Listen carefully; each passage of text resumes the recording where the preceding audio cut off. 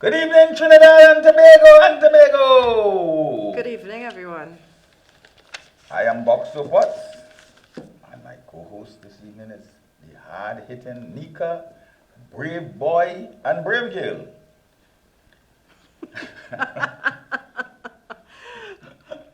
Yeah, today we hitting some topics today. We hitting some topics. Stay tuned and tune in. Yeah, definitely.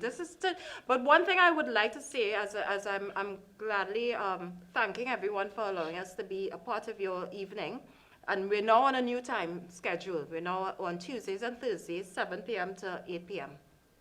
Yeah, so thank you so much. And I know this doesn't only limit to Trinidad and Tobago, but also the entire world. We have had a lot of callers that have called in from the Caribbean, etc. So thank you for allowing us in. One thing I would like to start off this evening is saying, if you are highly triggered, please, this may not be the best program for you to listen to today. We will not be going into any details. It will be a very censored evening. However, if it is that you have been through some form of abuse and you're highly triggered, please, this may not be the program for you. But everybody else is welcome. And of course, yeah, everyone is welcome. So this evening we will be having a guest, and his name is Robert Sabga. And there was an article a couple of weeks or months ago, that was in February. An article was written on The Guardian and CNC3, and it was entitled Wards Groomed for Politicians and Businessmen, and that has triggered a lot. Since then, there have been a lot of articles that have been coming out, and including this week. So today he has decided that he will have an interview with us, and so we're going to begin. Good evening, Roberts. Hi. Good evening to you, Nneka, and good evening, Mr. Potts. Good evening, sir, and welcome to Gayelle on In the Ring. Here is the hard punching. In the ring, we spare no one. Okay. We bring the facts to you, the stubborn facts, the hard facts, the truth. And you know how stubborn the truth can be. So, good evening, sir, and you can start with the truth. One thing, I think I better also enlighten people a little bit. 25 years ago, you were part of a 6-member cabinet-approved team. And this was appointed, Wait. Am I wrong? A cabinet-approved team? sorry, cabinet-appointed. Okay, go on. I'm sorry, cabinet-appointed team that was led by you. And you all went into 10 institutions within Trinidad. Was it only Trinidad or Trinidad and Tobago? No, only Trinidad. Only Trinidad. And you actually developed a blueprint for social service delivery systems, and it was never implemented. And also the report has disappeared. I would like to know why, first of all.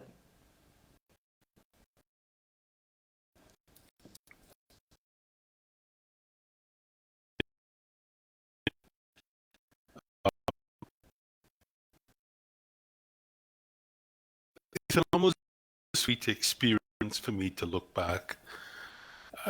I'm a dinosaur in this now. I'm from a bygone era. And for me to be dragged back out, and suddenly something we did 25 years ago, and think about that. Think about that. For something we did 25 years ago to suddenly be relevant now. And from what I read in this report that's just come out, it's deja vu. Yeah. It means you had vision. I've seen this movie. Nothing much has changed. Even some of the recommendations that we made then are being echoed now. I had a laugh when I saw that one of the new things they want to introduce is it's a commissioner for children, I think it's called. There's a position that has existed from the beginning of the Ministry of Social Development when they were involved in children's homes in Trinidad. And that position is called Inspector of Homes. Right. When we went in originally with our task force, that position had not been filled in 15 years. And that was 25 years ago. But that position had not been filled in 15 years. So for them to now say, oh, we're going to make this new position. No, you're not. All you've done is you've changed the label. Yeah. The position always existed. The only thing they've added in is now there's a component where the children in the homes, or I guess whistleblowers within the administrations of these homes, can directly lodge their complaint straight to the commissioner. In our day, we didn't have the benefit of social media. We didn't have Facebook and WhatsApp and all of these different things. We didn't have email. Everything had to be literally, you had to sneak notes out, snail mail, Yeah. for you to get your story out.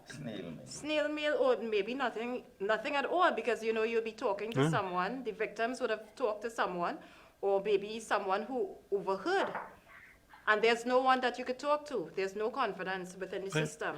Right. So that's the only new dimension in this. Right.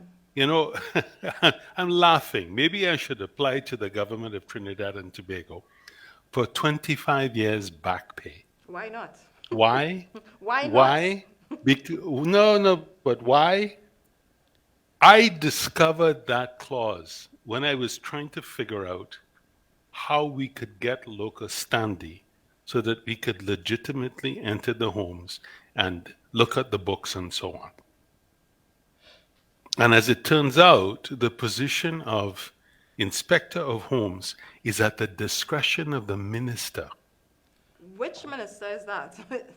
The Minister of Social Development. Who's that? That's, Okay, now it's Social Donna? Development and Family Services and all of this kind of thing. But whoever's in charge, that's what existed then. I cannot speak about now. I'm talking about 25 years ago, 1997. When I found that clause, I called up Manaha Ramsaran. And I have to tell you, that man, the country owes him a debt of gratitude. Because this whole thing would never have come to light unless he took it on himself for him to champion this. Otherwise, my report wouldn't exist. There was a previous report that was done by a child psychologist. I forget his name now. I can see his face, but I forget his name. And he was one of a 3-man committee. And what they wrote was PAP. It was PAP. Because they did no investigation. They met with the administrators of a few homes and said, no, everything's good, and that was that. But yet, in my position at the time, you have to remember, I come with baggage, Nneka. Yeah. You're young, you wouldn't remember me. But from the 80s onward, I was the face of domestic violence in Trinidad and Tobago. I was the one that made it a national issue. I was the one that continually talked about it, wrote about it in the papers. I had a column that ran in The Guardian for 5 years until Patrick Manning wanted it shut down. Oh. That's a whole other story. I'm not going into that. Yeah. But that's how I ended up being chosen for this task force when it was formed, because I was the go-to guy. Not that I was anything special. Right, but I'm not. yeah, because But it's just that I was the the most well-known and respected individual because I was the one that had been championing this since 1988. Just to clarify for the So, viewers who may not because understand, you are a psychologist. And I think that many persons who may be young'uns like myself, they may not understand why you, because you could be easily an activist writing, but no, you're actually a trained psychologist. So you actually know, you understand the intervention and the situation at hand.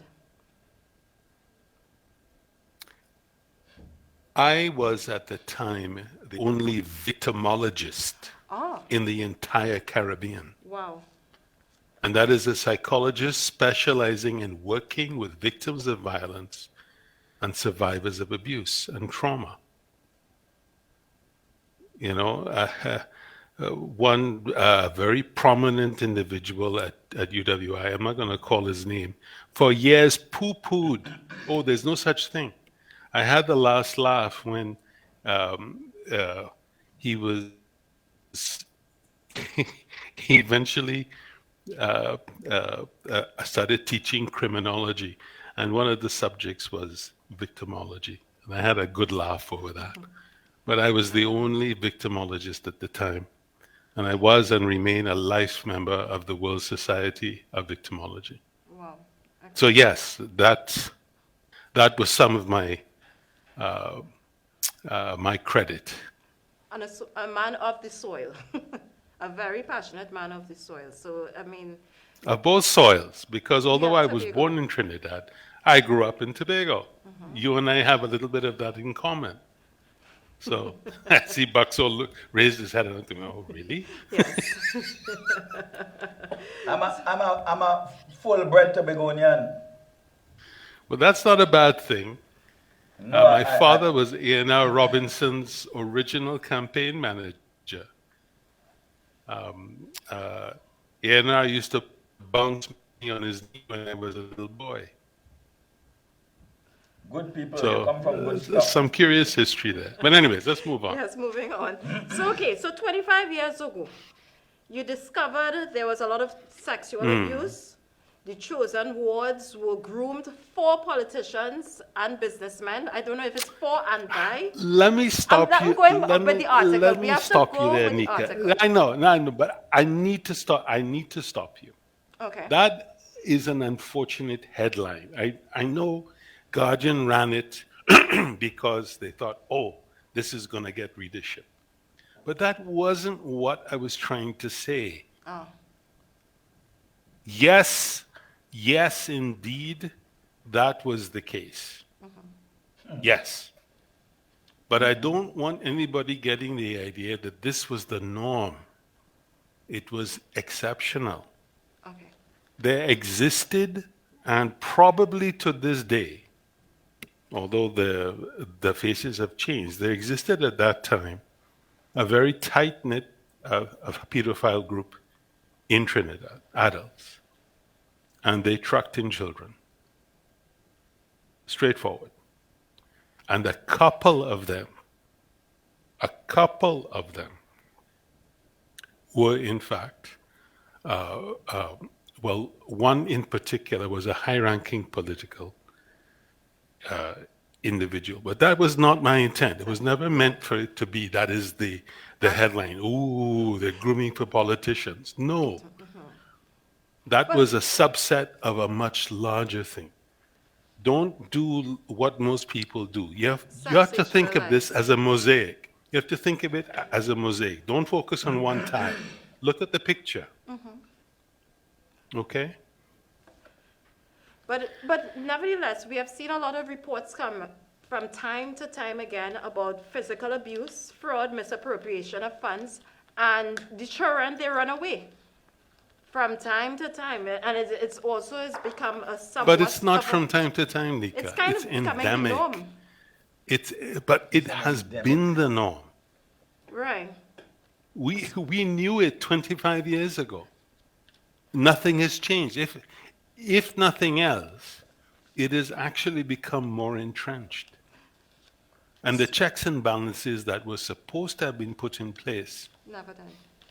yeah, That's what the Children's Authority was originally intended to be, an oversight, an oversight entity. Now suddenly Children's Authority is running its own homes. When did that happen? Yeah, yeah, that's a big question. So why are we suddenly alarmed? And you know, why are we desensitized at the same time? It's sort of a battle that I mean, I personally am going through. I'm saying, are we supposed to be alarmed? Is this supposed to be the norm? What is happening? Because we're hearing about it one too many times, and nothing is being done.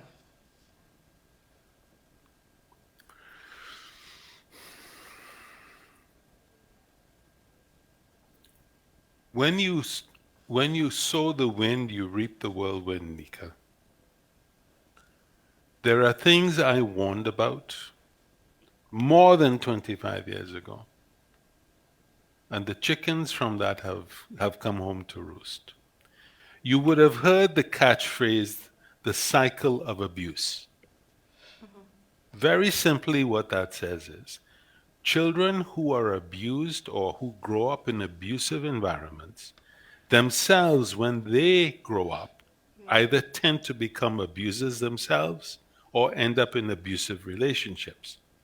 And then their children, in turn, now are in another abusive situation, and the cycle goes. But every time that cycle turns, it grows exponentially.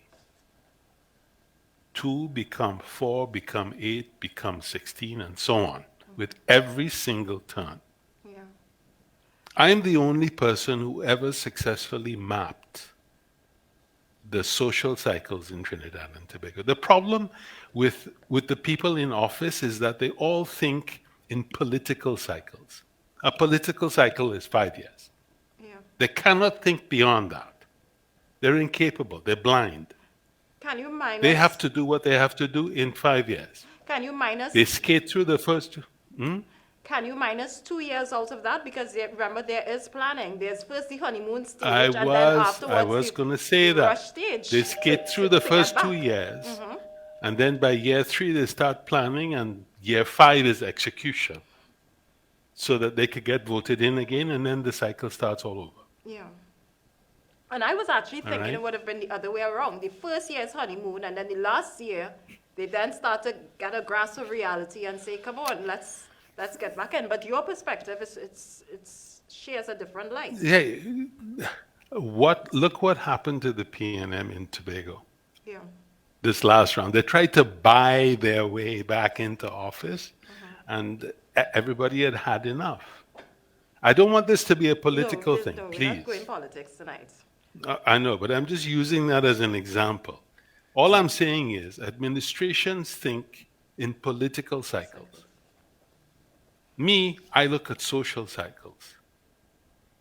When I started looking at the social cycles at the time, was we were entering a social cycle every 12 years. What do I mean by a social cycle? When does one generation start making the next? Yeah. Okay?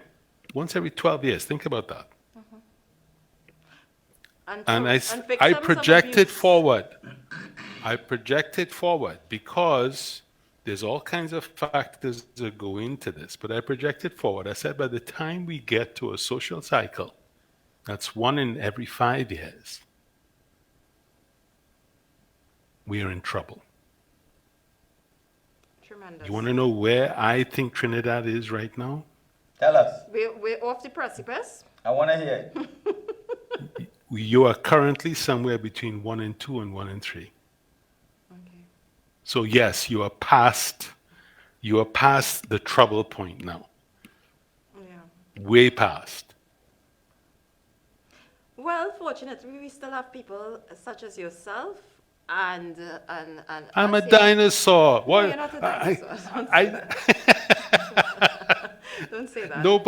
Nobody cares about me anymore, Nneka. That's I'm not a true. You voice have from to- the past. Look, we're gonna get into the 126 million now because, all right. So let's go back a little bit and how to prove. We need to talk about proof and how to prove. according to the article, a high-ranking government official had been actively stalling your team's investigations.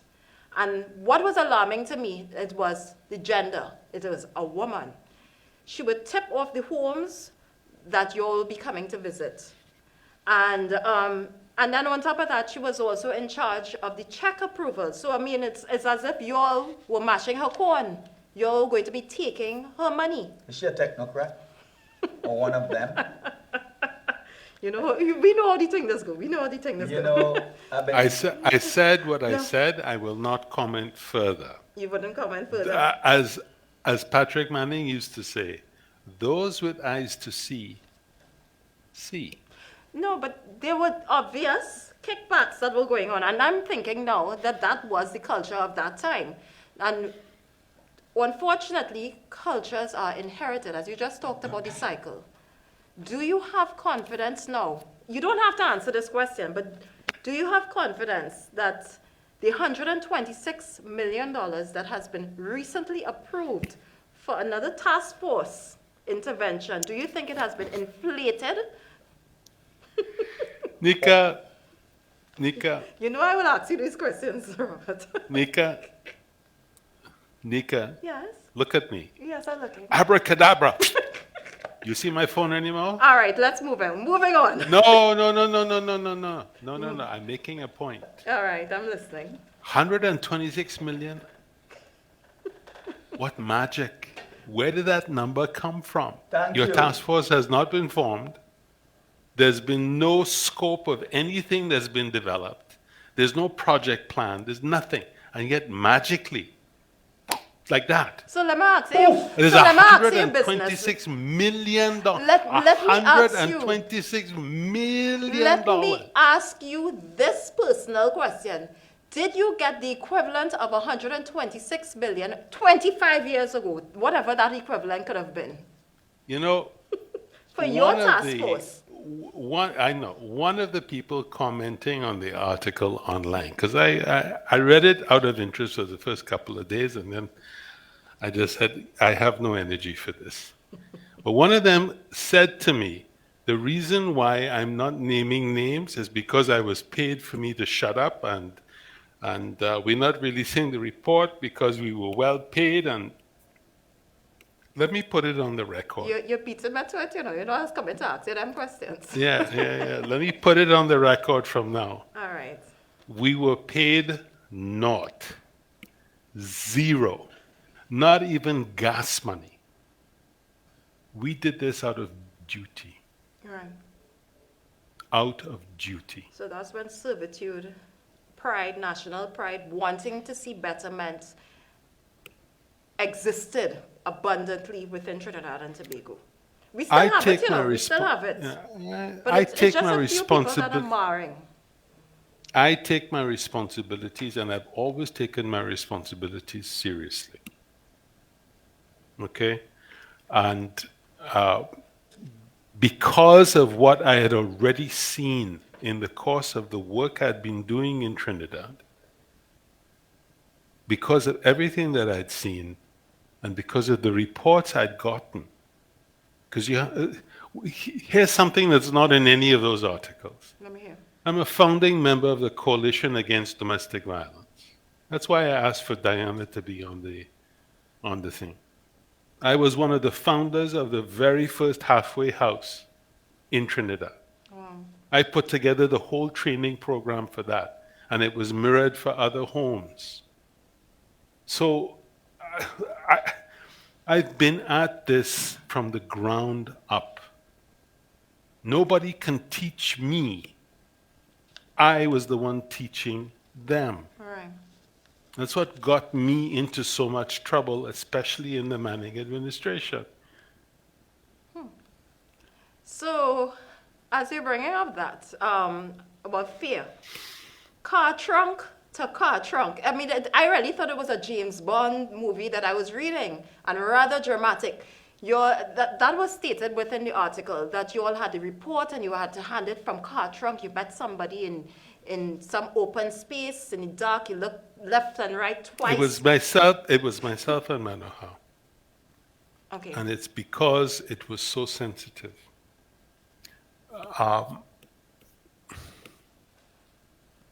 The people that, because nobody knew what was in the report, everybody was afraid of what might be in the report. Okay?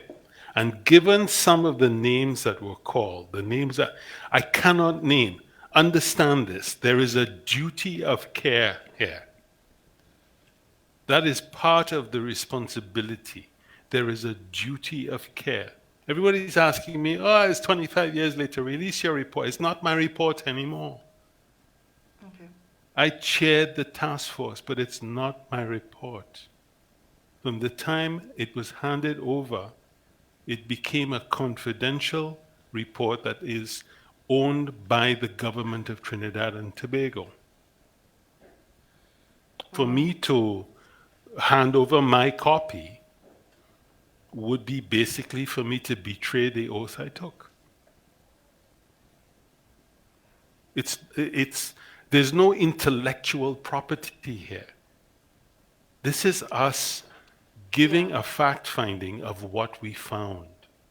And even the report that we handed in was edited. It had to be. It was The original draft, I sanitized. remembered, I wrote the whole thing from everything that all the members of the committee came in.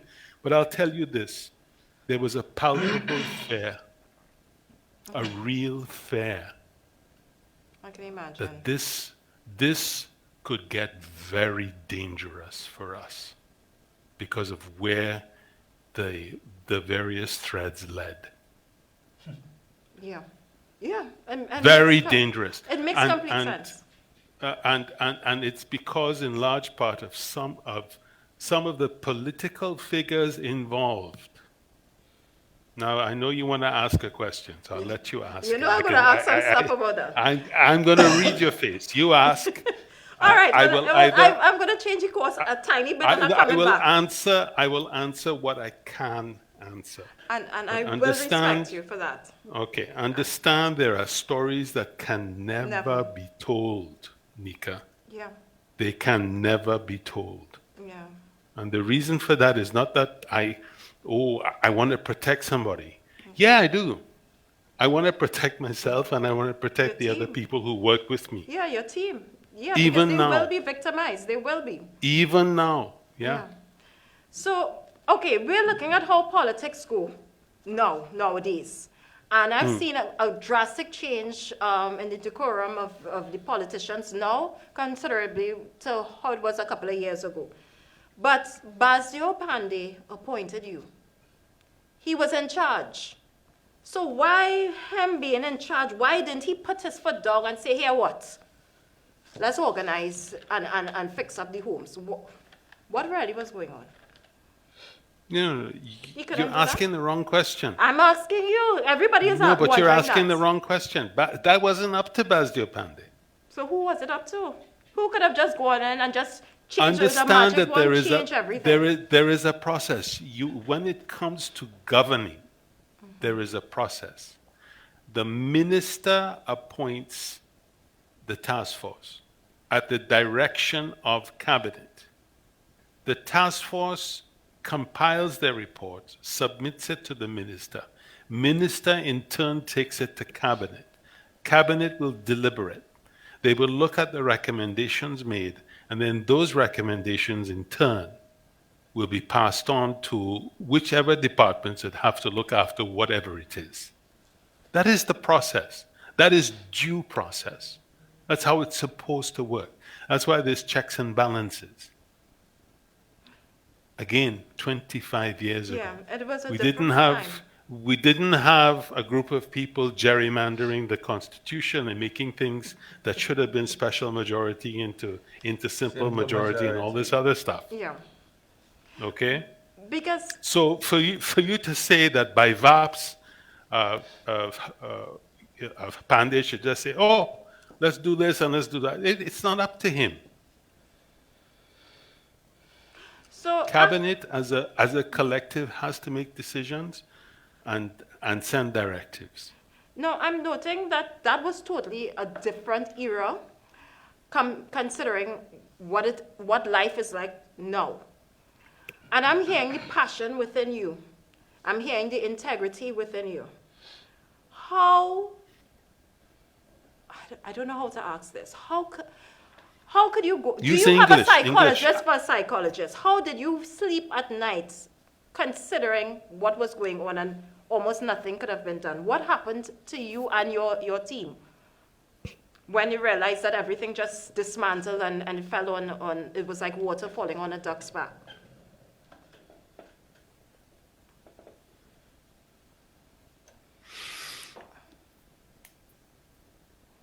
In my case,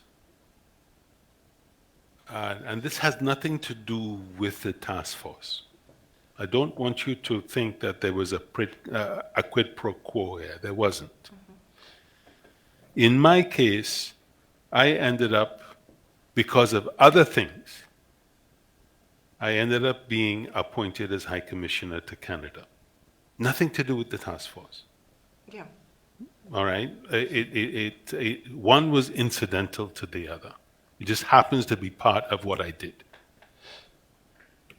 So I was removed from Trinidad after that. But for the period from the time we submitted the report up until when I departed, it was about an 8 months, 9 months period in there. And I was and remained very close with the minister at the time, which was Manohar Ramsara.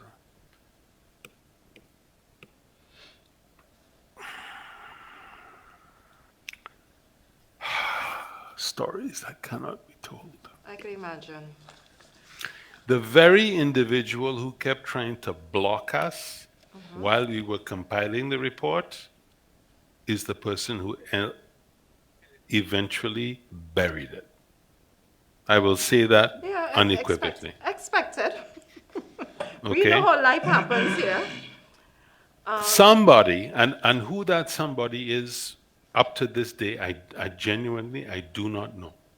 Somebody leaked a portion of the report, not the whole report, but a portion of the report. It was published in the Mirror. And they focused on our findings at St. Jude, which I see is back in the news again. Always. All right, but they focused on that portion of it. So clearly they had an agenda, which is fine. But that's the only time that anyone referenced the report. Shortly after that came out, the report disappeared. Like literally, it disappeared. Someone has it. Someone has it, and that is being used as ammunition. They're just waiting for the right moment. No, you you're don't wrong. think so? You're wrong. I think we handed in 2 boxes, would have been about 40 copies of that report. And all destroyed? The exceptions would have been the copy I have in my basement here, because yes, I kept a copy. The copy that each member of the task force, they kept their own. The one that the Guardian used, I know where it came from. It was one of those. I won't say anything beyond that. Yeah. But how and who and how, all of us were technically bound by non-disclosure, and I don't mean in the sense of what Faris keeps saying, oh, non-disclosure. This is duty of care. Yeah. Because these are people's lives we reported on. This is real things that happen to real people. And we named names where we could. See, this is the other thing. Why don't I name names? Because I can't. Yeah. You're a doctor. I cannot name names for things I cannot prove. And that's why even the report that was tabled, the one that was submitted to cabinet, was edited from the original. The original, I wrote everything. I wrote down every single thing. Then I passed it through to everybody in the task force, just for them so that they could verify their section, because we parcel things out sometimes. It was just too much. Yeah, I can imagine. And a lot of them came back, you can't say this. If you say this, it's going to be problems for me.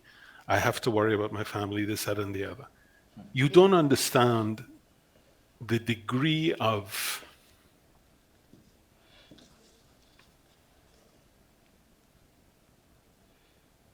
treachery.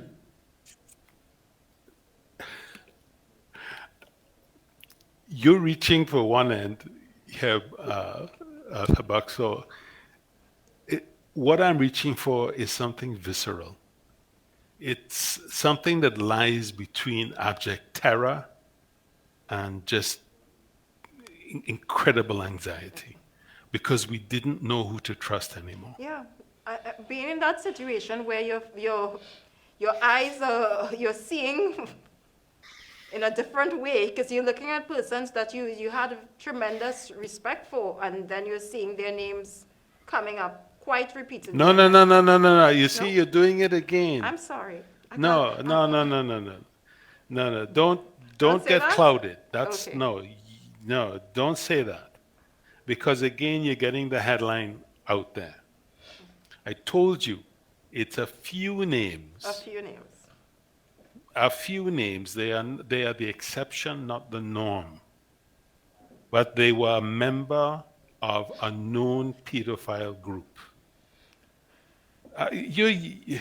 So, You wouldn't know this, but Boxu, you would remember when they arrested Hans Booz at the zoo? I remember that. I remember that. I but was I can even traumatized. go a little deeper. I went into some of those schools to teach. We lost him? No, he's there. No, I'm here. I'm Or listening to to you. teach boxing at some stage. And I've been told some things. And as you say, you cannot call names. But some names been called to me about things that happen to young children. I will say no more about that, but you know, it's enough to start some mind-boggling discussion. And you know, we can talk and talk and talk about all these things. And I heard you and I listened to you carefully. And I can feel the passion, the empathy, the fear, and compelled to, of sworn to secrecy. I can feel all those things in you. I mean, I ain't cut from that cloth. I ain't make up so. I will fight, and I will throw caution to the wind. And this is how I make up. You know what I mean? But you know, to each his own. I'm saying that. Poof. 126 million. It ain't going to redound to the program, the project, or the people. We need some accountability there. Poof! The children that been suffering, the people that been suffering at the hands of these type of people, who won't go away, by the way. They will increase in numbers. The pedophilias will increase in numbers. Now that things have gone even worse, people are suffering more and more. They will suffer you into submission, into secrecy, and they will hurt you. And at the end of the day, people are helpless and helpless to even, you know, to speak out. And I wish there were more Boxu Potts in the world that can, you know, you're killing me already, is all right. I done dead already, is all right. Because what they are doing, they are murdering the minds. This is murder of the minds. And literal murder, because remember. Murder, physical murder in some cases. People would have disappeared a lot. And then you would have murdered the minds to come back out here to finish the job and murder more. Go ahead. So, you remember the St. Michael's home? I think it was in 2016. I might be a bit off. But there was an article that came out because a boy had died, and he fell off of the roof. That was and so on. 2014. 2014. You see, he fell off the roof, and in that article, they were alarmed, but not too alarmed, because one of the boys, he was very much underage, at the age of 14. He left and he went home to one of the persons who worked there and impregnated that lady.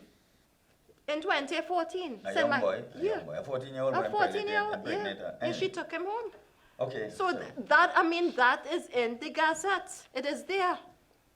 And lo and behold, they are now going to be, they're going to reorganize and rebuild the same St. Michael home. Well, no, it's going to be different, but You've raised a very interesting thing here that I wanted to mention, but you finish your thought first, and then I'll speak. Go ahead.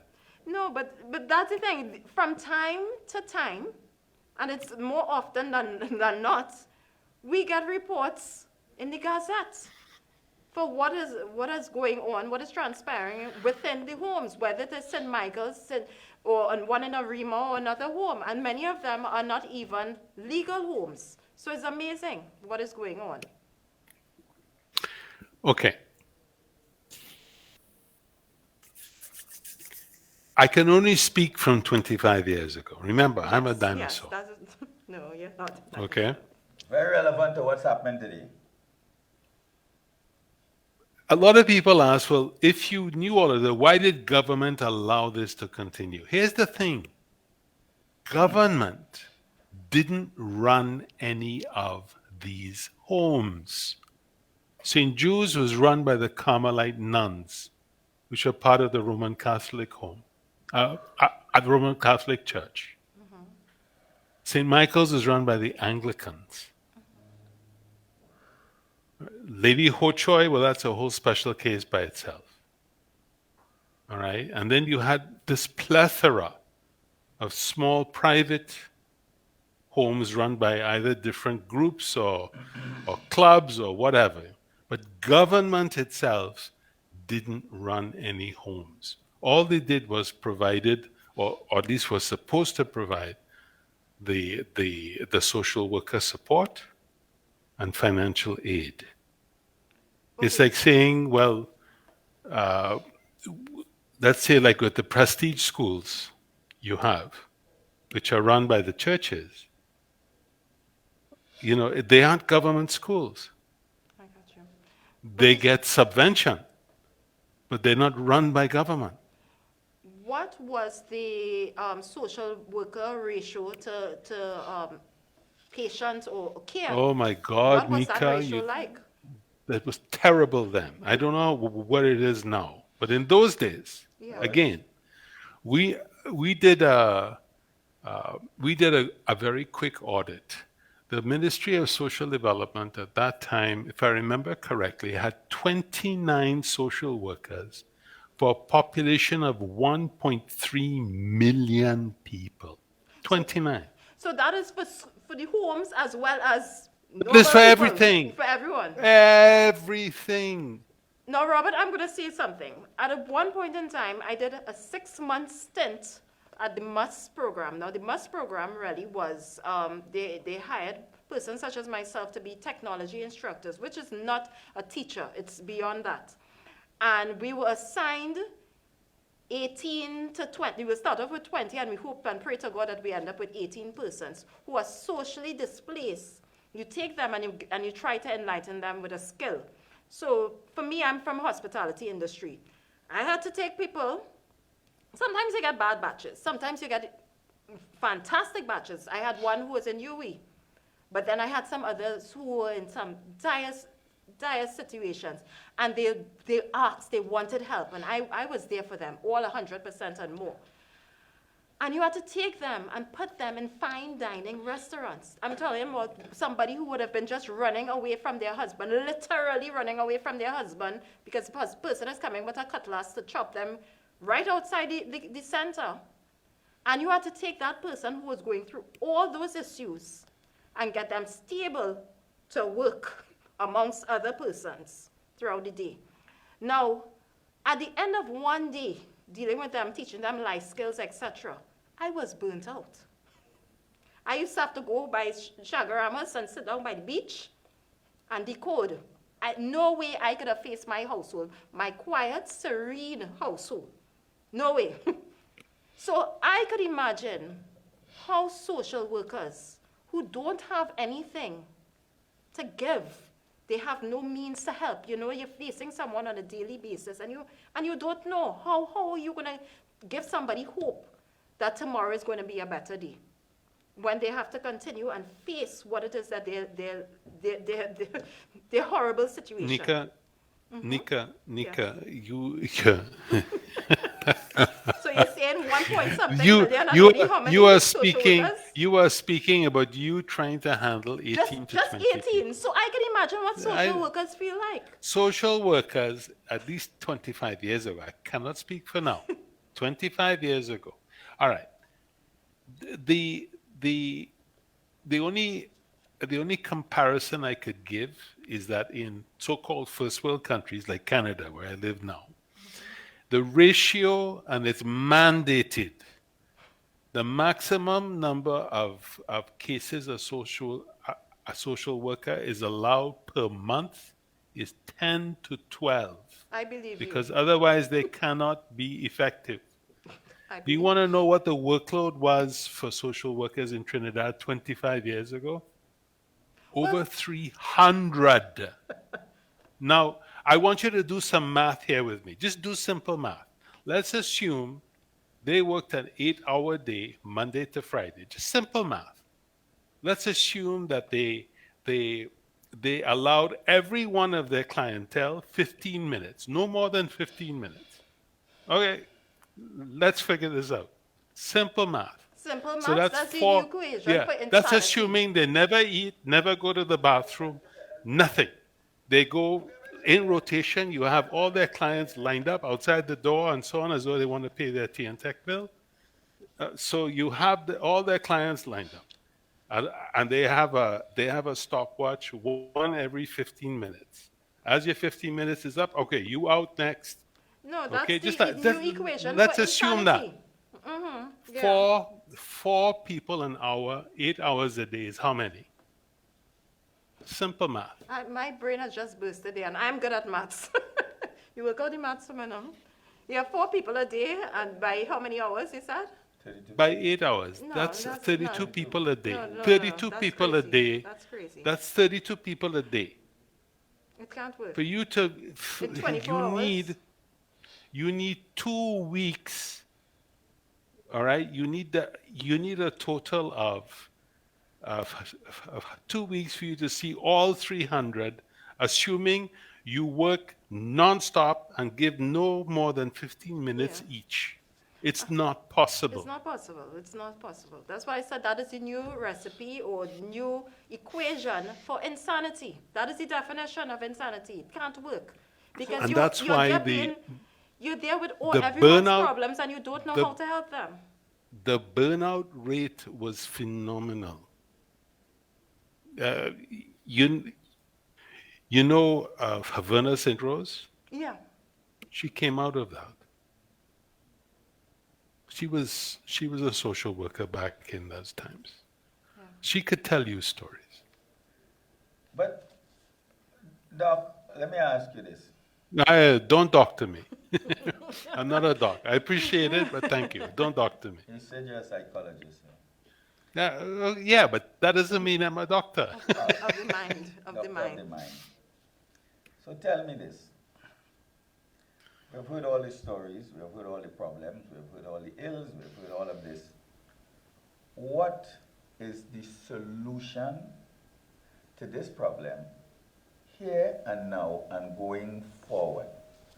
Give us some ideas of solutions. If I take a jigsaw puzzle and dump it on the desk in front of you, all the answers are there. But unless you are able for you to see the picture you're trying to make out of all these pieces, you'll be fumbling forever. You don't know what goes where. You have to see a picture and say, okay, this piece looks like it goes here and so on. This is the problem. All the pieces are laid out, you know. That's the But soft people, landing answer. what's that? I think that's the soft landing answer. Soft. You want me to say, here it is. No. It's not that simple. There is a The- solution.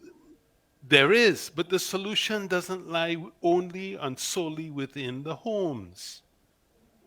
You know, Annalisa Paul, Good who part did of the that, answer. Good part of the answer. yes, yeah. Annalisa Paul, who did the interview for the article you're referring to, Nneka, she just interviewed me again on Sunday.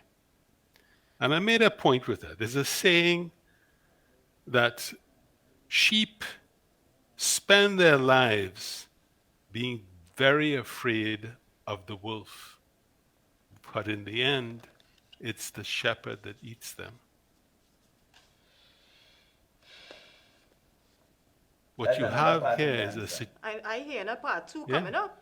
That's another I seen a part two of this interview because I hear you just talked to Annalisa Sunday. So wait till that is released. All right. The point I'm making is the very people who are charged with protecting these children are the ones who let the wolves in. Obviously. Obviously. It's another good part of the answer. Yeah. How is this fixable? Number one, you have to take government out of it. They're good for money and nothing else. Take them out of it. The Children's Authority is supposed to be an oversight body, and it should be independent. But when you They have do report, but not in the sense of a state enterprise. They do report, but you have to make sure that you begin by hiring qualified people. I was stunned when I read in one of the articles on the weekend that the last director or the current director was she got the work, as they say, because she was the candidate for was it for Yeah. Port of Spain South, but they give it to somebody else, so they give her this Would as have been. come on. A party card is not qualification person for get you a to be work, you holding say? a position like this. Yeah. Who get it work? I'll give you the article. I'll forward it. So this person, you see, and as you say, it must not have political interference. But somehow the That's number one. politicians- Number two, churches have to be out of this. Or if they are involved, of the answer. okay, let me Part of the answer. qualify that. They can remain apart, but they have to be more accountable. That's better. when we were dealing, for instance, with St. Jude's, remember, run by Carmelites.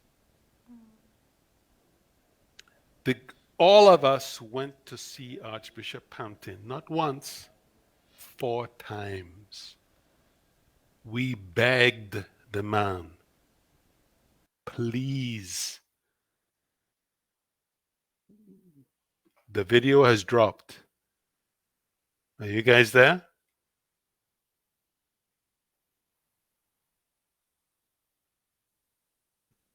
Hello?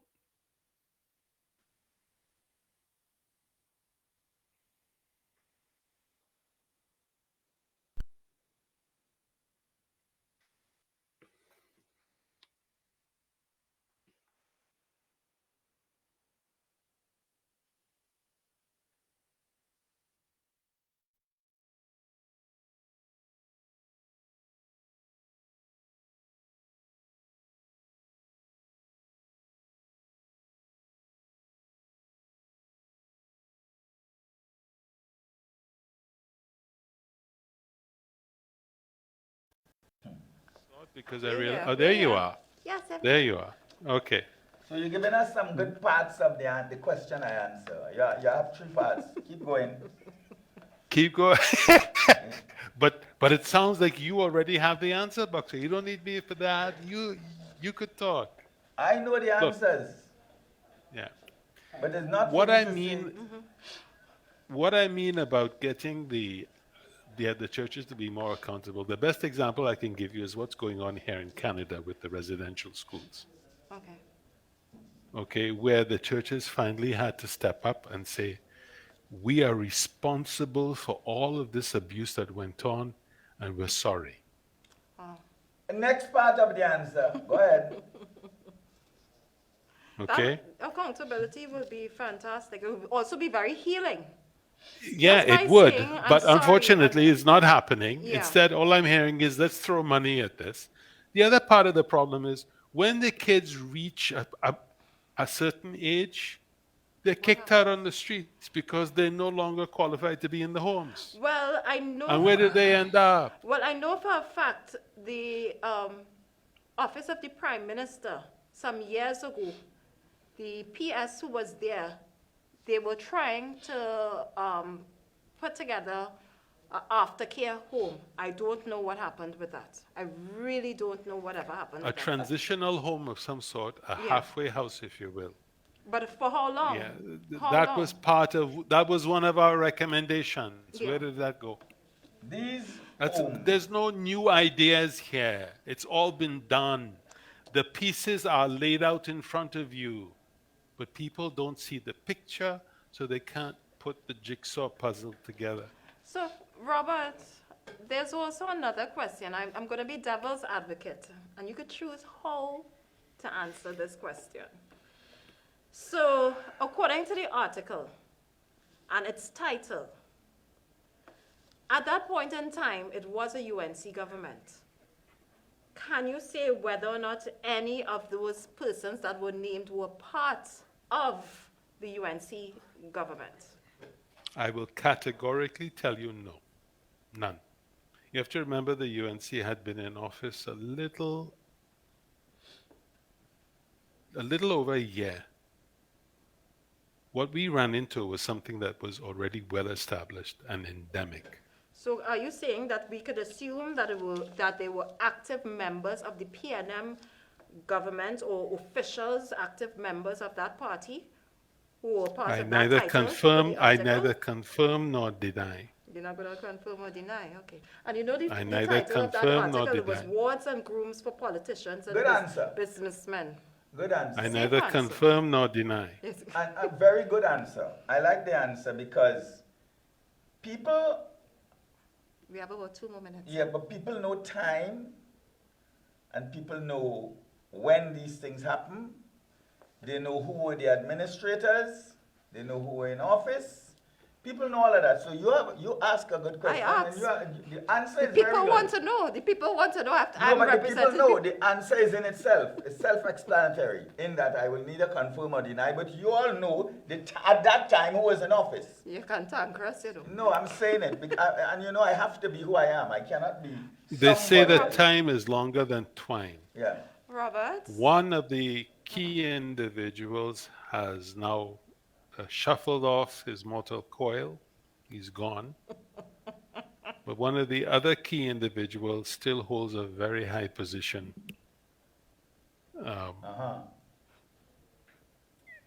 The best clue, I can't speak to this. I cannot call names. But if you recall the story of the young boy who was buggered and who was drowned in a pool. In the pool? Akil Chambers. I didn't say anything. It's these two. I- Carol and No, Boxu. Akil Chambers. The autopsy report on that boy went the same way as our report because the DNA of two of these individuals were found in his body, in his anus at the time. I will say no more.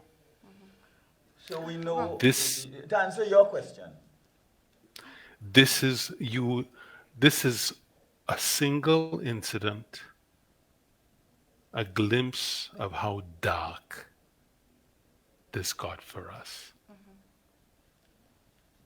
Yeah. Robert, I would like to thank you so much. And of course, because we know that there's another article, we are going to invite you again. Thank you so much for being a guest. and always being a true patriot of the soil. Thank you so much. You've been a great help, this has been a great eye-opener. What you call it, the good citizens will say, yes, this is good. The deceitful one would say, well, you're going with that. And those who are helpless and need to feel that they will get some crumbs from the crumbs, they will stay quiet like the sheep and wait to be slaughtered. This whole discussion, it's like deja vu. I've seen this movie before. So many times. And we keep going wrong and wrong. And I'm saying to you that technocrats, you know who you are. I'm not afraid of you all. Government ministers, you know who you are. People in associations and organizations, you all know who you are. We know who you are. People in the institutions, Take care, we get cut off. we know who you are. So this evening, this is an eye-opener to the world, not only to the country, not only to the Ministry of Social Development, but to the world. If we all come together as a people to work for the good of the future of the world, which is the youth, and stop taking advantage of them at every opportunity with our wicked vices and habits, we will have a better world. I thank you. Thank you. Thank you, Robert. All right, so on to the